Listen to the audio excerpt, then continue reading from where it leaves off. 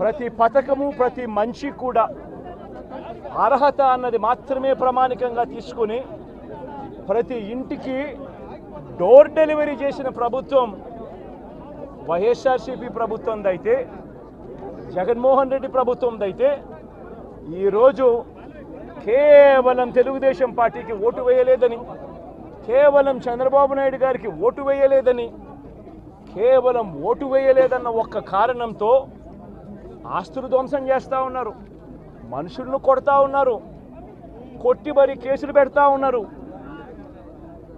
ఇంతటి అన్యాయంగా రాష్ట్రాన్ని రావణ కాష్టం చేస్తూ ఉన్నారు. రాజశేఖర రెడ్డి గారి విగ్రహాలను విరగొడతా ఉన్నారు, పగలగొడతా ఉన్నారు.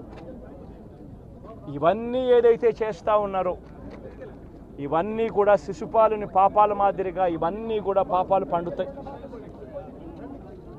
ప్రజాస్వామ్యంలో ఏదైనా కూడా ప్రజలకు మంచి చేసి ప్రజల గుండెల్లో స్థానం సంపాదించుకుని ప్రజల దగ్గరికి వెళ్ళి ఫలాని మంచి చేశాం కాబట్టి మాకు ఓటు వేయండి అని అడిగే పరిస్థితులు ఉండాలి తప్పనిచ్చి ఈ మాదిరిగా దౌర్జన్యాలు చేసి, ఈ మాదిరిగా అన్యాయమైన కేసులు బిగించి, ఈ మాదిరిగా ఆస్తులు ధ్వంసం చేసి, ఈ మాదిరిగా ఫియర్ సైకోసిస్ క్రియేట్ చేస్తూ రాజకీయాలు చేస్తే మాత్రం అది ఏ రోజు కూడా నిలబడే రాజకీయం కాదు.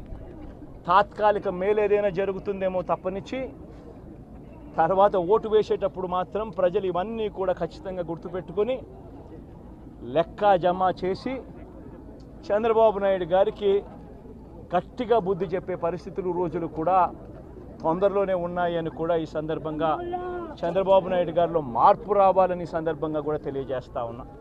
నిజంగా ఇదే విషయానికి వస్తే ప్రజలు ఎందుకు నీకు ఓటేశారు చంద్రబాబు నాయుడు గారు అని చెప్పి ఫస్ట్ చంద్రబాబు నాయుడు ఆలోచన చేయాలి.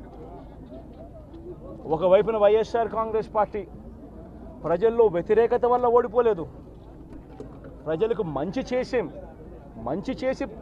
ప్రజలకు మంచి చేసి వైఎస్ఆర్ కాంగ్రెస్ పార్టీ ఓడిపోయింది.